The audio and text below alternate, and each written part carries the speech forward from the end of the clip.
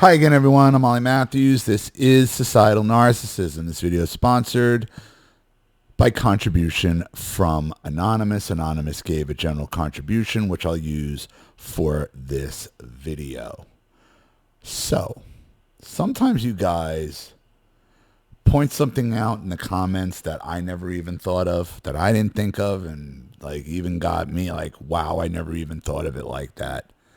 And it takes me down a little rabbit hole, and it gets me thinking, and I'm doing videos out of order, and I have to jump on and do another video. So I was looking in the AC's working, so everything's good on that end. So I'm looking in the comment section of the Boomer video from this morning, mine. And this comment here, this is a good comment, but it's not the one the next one is the one I'm talking about.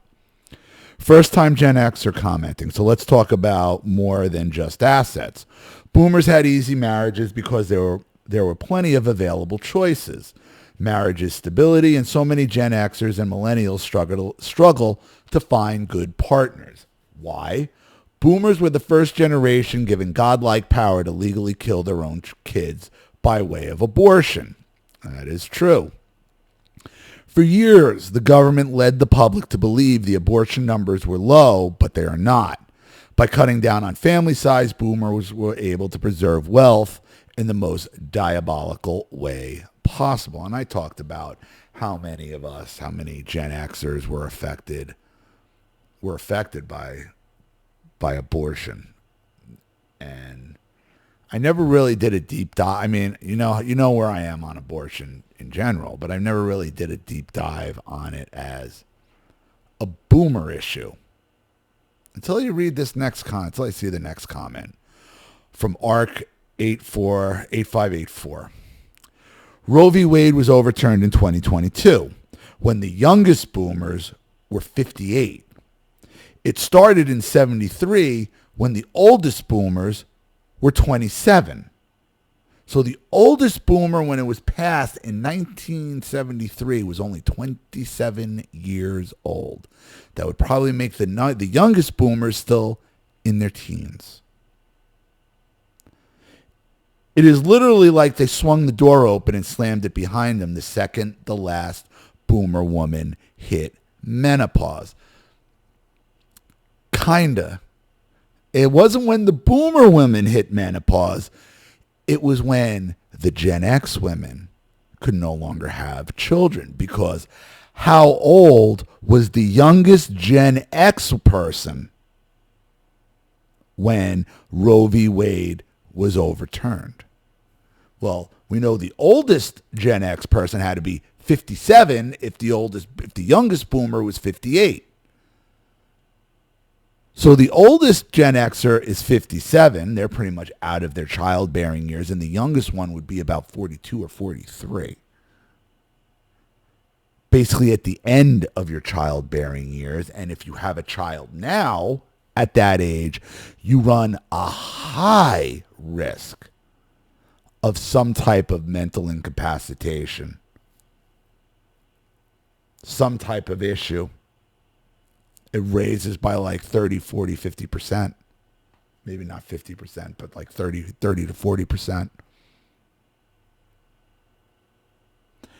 It's like they keep strapping Gen X with burden after burden after burden.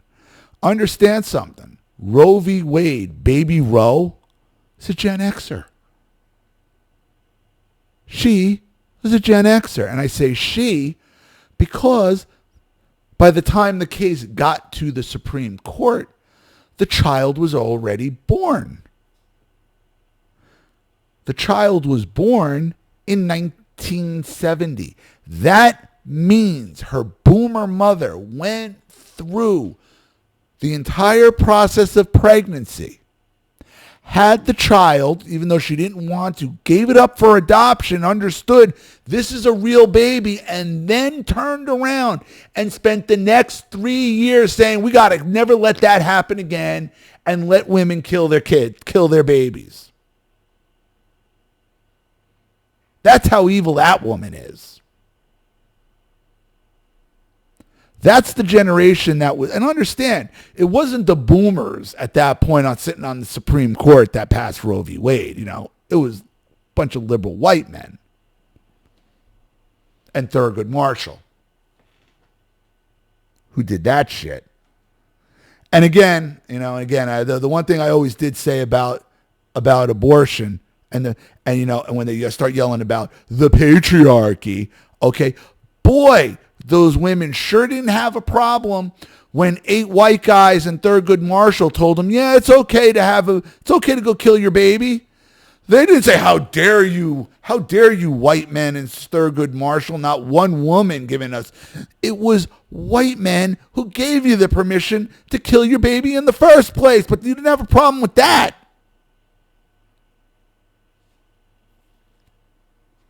You didn't have a problem until women actually got an opportunity to vote on it and then sit on the Supreme Court, though I don't think they belong there. Barrett overturned it. That's unacceptable. That's beyond the pale.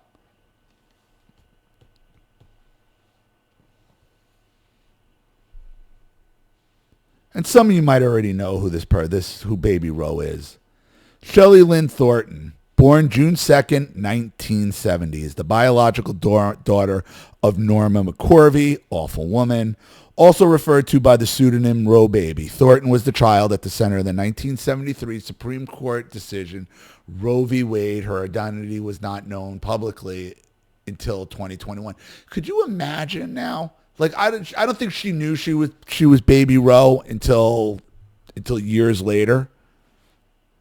But could you imagine, you were born and then finding out your mother 3 years later wanted to have you killed. And even after you were born, 3 years later, pursued so other women could kill their children? Shelley Lynn Thornton was born to Norma McCorvey on June 2nd, 1970 at the Dallas Osteopathic Hospital. At only 3 days old, she was adopted by then-engaged Texas residents June Schmidt and Billy Thornton. Shelley Lynn Thornton was 2.5 years old when Roe v. Wade ruling was issued. She graduated from Highline High School in 1988 and entered secretarial school. Her mother first made contact with her in 1989 when she was a teenager living in Seattle. And I would have told the mother, once I found out, like, now you want to come talk to me? Years later, when you're maybe, because the mother got sick, and that's why the mother wanted to make, because now she's going to face her maker. Now she wants to make it right. She could have made it right by dropping the case after a child was born. You would have think the process of childbirth and having this child growing inside you for 9 months would have woken her up and said, maybe this isn't really all my decision to make. It's not just my body. There's another body in there. And having the baby birthed and come out, nope, I'm going to spend the next 2.5 years following through so next time I could kill my kid and every other woman can kill her kid.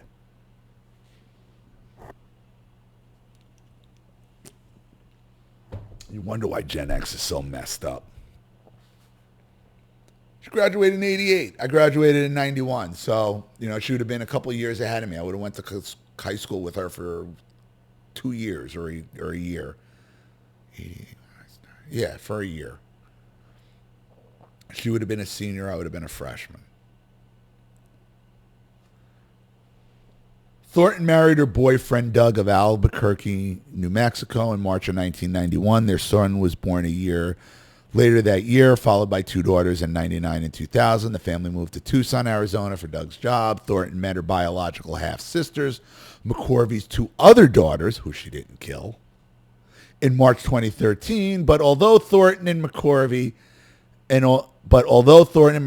had several telephone conversations, they never actually met in person. Why would you want to meet that monster? Why?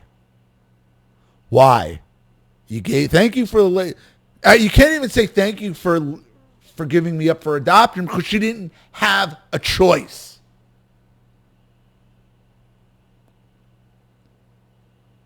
Boy, boomers don't like being told what to do. And once they got that choice, once they got that right to kill your kid, ooh, boy, was society on a, boy, that slippery slope got real slippery and real steep. Thornton said in 2021 that she has no regrets over not ever having met her biological mother. Why would she? Why the fuck would she? Bitch, you carried this on for 2.5 years after I was born. And then you find out in high school as a teenager that your baby Roe, that all this controversy about abortion and Roe v. Wade is over you? And then this bitch comes to you in 89 and like, oh, no, go pound sand, boomer bitch. Because you're sick and you're getting at the end of your age, now you got to meet your maker and you want to make things right. You could have made things right by dropping that case the day I was born, but you carried it on for 2.5 years.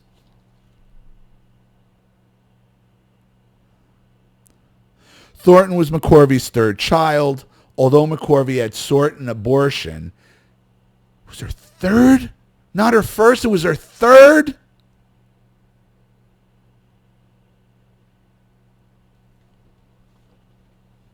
So you kept these two and gave, no wonder she doesn't want anything to do with you. You kept the other two and gave her away and then followed through on a fucking, to make sure every other woman could get an abortion? Oh, I hope this woman is fucking burning. You know she's burning. Although McCorvey had sought an abortion, it was prohibited by the laws in Texas. McCorvey eventually brought and won a lawsuit securing the right to an abortion. Despite McCorvey's desire to abort the fetus, Thornton was not aborted because McCorvey gave birth before Roe v. Wade was ruled. Well, who is Wade? The father? Somebody had to... Or was Wade the Attorney General? I think Wade might have been the Attorney General. I don't. Maybe it wasn't the father. Who is her father? I don't know. Many years later, after Thornton learned of her identity as the Roe Baby, she engaged in telephone conversations with McCorvey, who told her that she was placed for adoption because, as Thornton recalled, McCorvey knew that she couldn't take care of me. When Thornton asked McCorvey about her biological father, McCorvey told Thornton that his name was Bill and described what he looked like. That's the best this boomer whore could do. You already have 2 fucking kids. She already had 2 fucking kids. These dick and attention fucking boomer whores already had 2 fucking kids. And now she can't tell you who exactly the father is of the third? In 1969, 70? It's not that she couldn't take care of her. She didn't want to.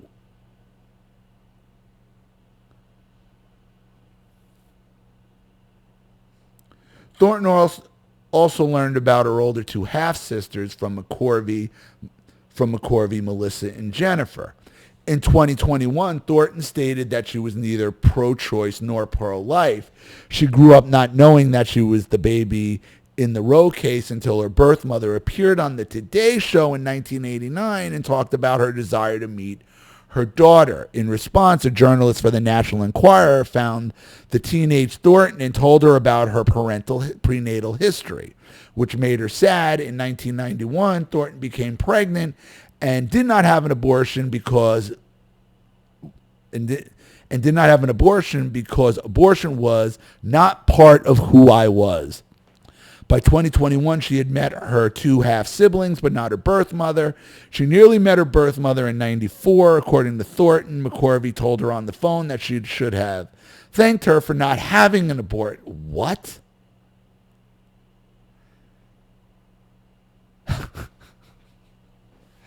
This boomer should have thanked her for not... How? What? Oh, because I didn't go get a wire hanger or something? Like, this is how the boomers think. Even after all this is what the mother said to her. You should thank me. Thank you?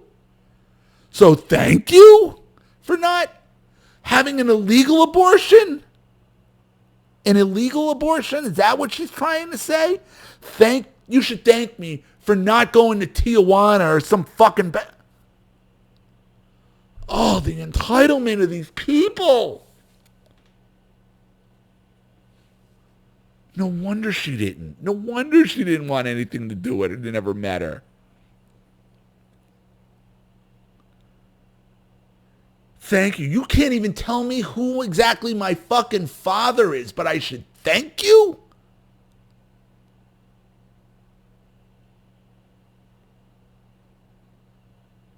Thornton's reaction was, what? I'm supposed to thank you for getting knocked up and then giving me away?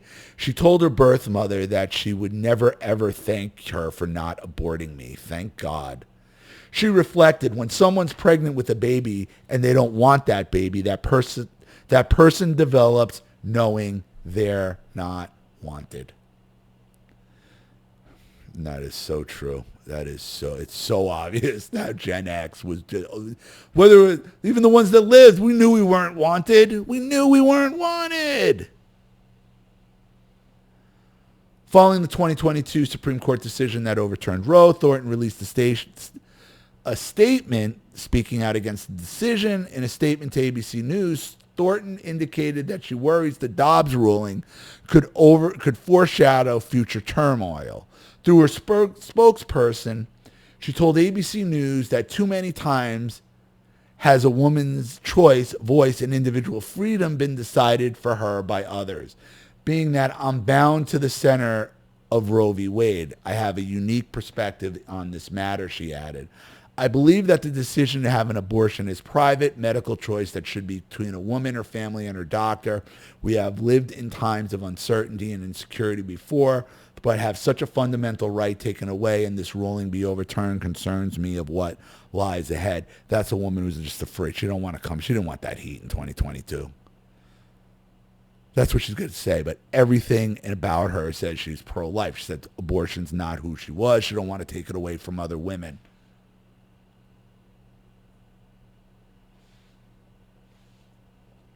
It's got to be a tough position for her to be in, especially in the climate that case was overturned in, you know. At the time, you know, they're going to Supreme Court justices' houses and threatening them. And, you know, you think this woman's going to come out and say she wants to bring that heat on herself? No. Everything about her life suggests that, you know, she's pretty anti-abortion. But does this, when you look at the ages and you look at you look at this entire thing, abortion was a direct attack on Gen X. And it is a good point about you can't necessarily look at it. You could definitely look at it at the perspective of when it was passed. The oldest boomer was only 27 years old. This was prime for them, for their partying and their dicking attention. Okay. But it wasn't, it would have ended a lot sooner.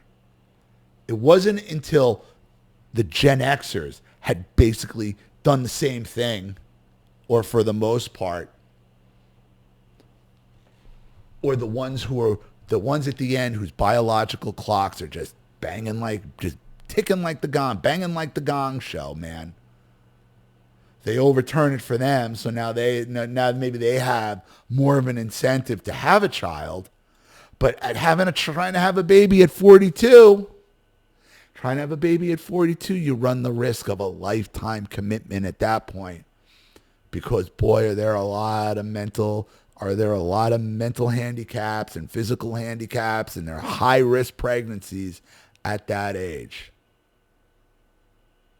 Abortion was the boomers' direct attack on Gen X. Facts. I mean, come on. All this is supposed to be a coincidence. All these dates, all these numbers, it's all coincidence, right? All of it. Come on. So, sometimes you guys impress me in the comments. I mean, I never looked at it by age, and but it's a really good way to put it. So, both comments were good. You know, both Lady DMG and Arc854, you guys are opposite of retards of the day. So, but boy, could you imagine after you're born that your mother then is like, I'm still going to fight to have babies killed. And then shows up at you as you're graduating high school. Okay, as you're graduating, I'm your mother, your baby Roe. Let's have but I don't really know who your father is. You have older sisters who I kept, but I couldn't deal with you, so I tried to have you killed. But I had enough time. I couldn't raise a kid, but I had enough time. She couldn't raise, this boomer bitch couldn't raise a kid, but she had enough time to drag a court case through the process all the way to the Supreme Court. That she could do. But she couldn't raise her daughter. Boomers, man. You got to really break them down. You really got to break it down, and you see how shitty they all are. The 79%, that is. Not the 21. It's got me up here. Like, it's mind blowing as I'm watching these fucking tear gas the motherfuckers. God damn it. There you go.